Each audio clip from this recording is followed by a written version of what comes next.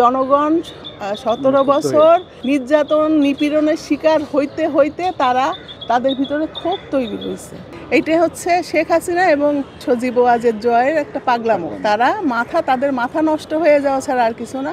আসলে আমরা আমাদের প্রশাসনের যারা আছে তারা যথেষ্ট শক্ত অবস্থানে এখানে আছে এবং আমাদের বিএনপির ভাই বোনেরা তারাও আছে। এখন দু একটা হয়তো আসছে, এসে কিন্তু এখানে তারা খুব একটা সফল হয়ে তাদের কাজ করতে পারছে না। হয়তো তারা ঢোকার চেষ্টা করছে, আসতেছে, কিন্তু সফলতার সাথে তারা এখানে আসছে না। আসলে তো প্রশাসনের লোক তাদেরকে ধরবে, এটাই স্বাভাবিক। এইটা একটা পাগলামি ছাড়া আর কিছু না।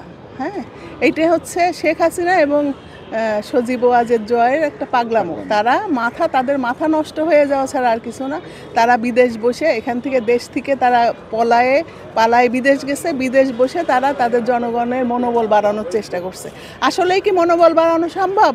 একজন যেই দলের কোনো নেত্রী নেই, নেতা নেই, তার দলের কর্মী আর কতটুকু মাজা সোজা হয়ে দাঁড়াবে, তাই না?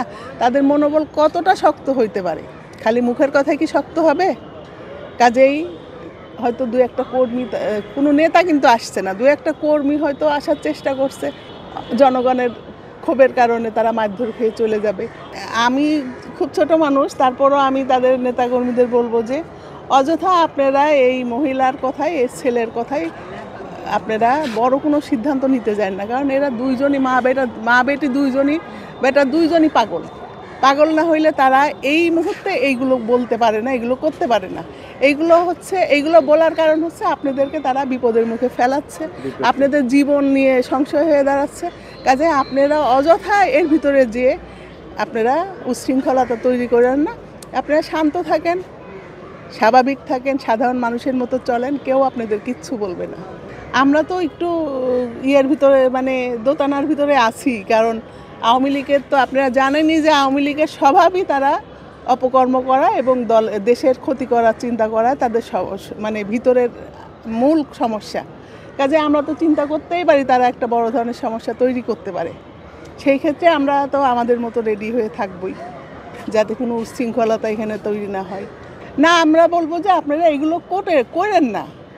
এই যে দেখেন 32 নাম্বারটা আপনার পিছনেই ভাঙছে, তাই না? এই ভাঙাটা দেখছেন, একটা বাড়ি, একটা জীবন্ত একটা নষ্ট করে ফেলাইছে। এটা কি জনগণকে এমনি করছে? জনগণ 17 বছর নির্যাতন নিপীড়নের শিকার হইতে হইতে তাদের ভিতরে ক্ষোভ তৈরি হয়েছে। সেই ক্ষোভের থেকে তারা এইরকম একটা সিদ্ধান্ত নিচ্ছে, এইরকম একটা বাড়িকে তারা ভেঙে ফেলাইছে। এই বাড়ি 32 নাম্বারের বাড়ি যদি ভাঙতে পারে, তাইলে আপনাদেরকে তারা অনেক কিছুই করতে পারে। তাই আপনারা স্বাভাবিক থাকেন, স্বাভাবিক থেকে জীবনযাপন করেন। আসলে 17 বছর তো শেখ হাসিনার মুখের ভাষা তো অনেক খারাপ। সে তো ম্যাডাম খালেদা জিয়াকে নিয়ে অনেক আজে বাজে কথা বলছে। কারণ এটা মৃত্যু এবং জন্ম, এটা আল্লাহর হাতে। এটা যার যখন জন্ম হয়েছে, যার যখন মৃত্যু হয়েছে, সে সেটাকে পালন করবে। সেই ক্ষেত্রে ম্যাডাম খালেদা জিয়ার জন্মবার্ষিকীটা আসলে বিএনপির লোকজন ওইভাবে পালন করতে পারেনি।